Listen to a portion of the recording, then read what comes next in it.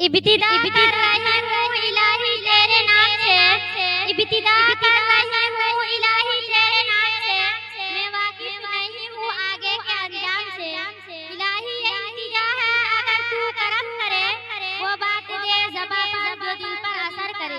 صدر علی بکر، آج میری تقریر کا عنوان ایسا ہے جس کی اہمیت سے آپ سب آگاہ ہوں گے اور اس کے ناقدری کے متعلق سے بھی باخبر ہوں گے۔ میرا عنوان ہے حجاب۔ آپ سب کی سماعتوں کی طالب ہوں۔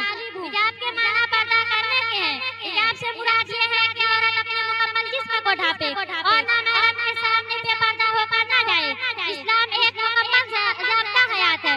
اسلام نے عورت کو اپنے باپ، بھائی، بیٹے، چاچو، ماموں، ہر محرم کے سامنے سطح ڈھانپنے اور نامحرم کے سامنے حجاب کرنے کا حکم دیا ہے۔ سطح ڈھانپنے سے مراد یہ ہے کہ سر کے بال، چہرہ، ہاتھ، جسم اور پاؤں کو مکمل طور پر ڈھانپا جائے۔ ہمارے معاشرے میں اس قسم کی پردے کو سری پردہ کہا جاتا ہے اور افسوس کے ساتھ سری پردہ کرنے والی خواتین آج کے زمانے میں آٹے میں نمک کے برابر بچی ہے۔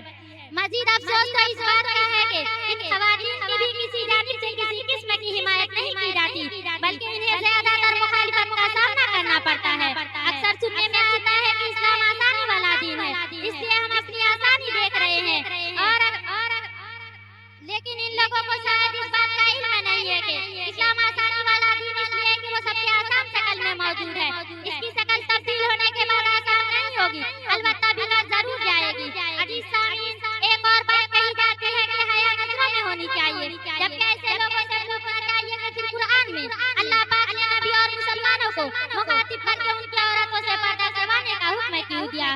احباب کرام، ضرورت اس بات کی ہے کہ یہ سمجھا جائے کہ اسلام کوئی قید نہیں بلکہ زندگی کو آسان بنانے کا طریقہ ہے۔ حجاب کرنا تکیہ خاموشی ہونے کے مترادف نہیں، کیونکہ انسان کپڑا تب پہننے شروع کیے جب اس نے ترقی کی، اور حجاب پہننے کے بعد اگر گرمی برداشت نہیں ہوتی ہے تو سوچیں آخرت میں جہنم کی گرمی کو کیسے برداشت کیا جائے گا۔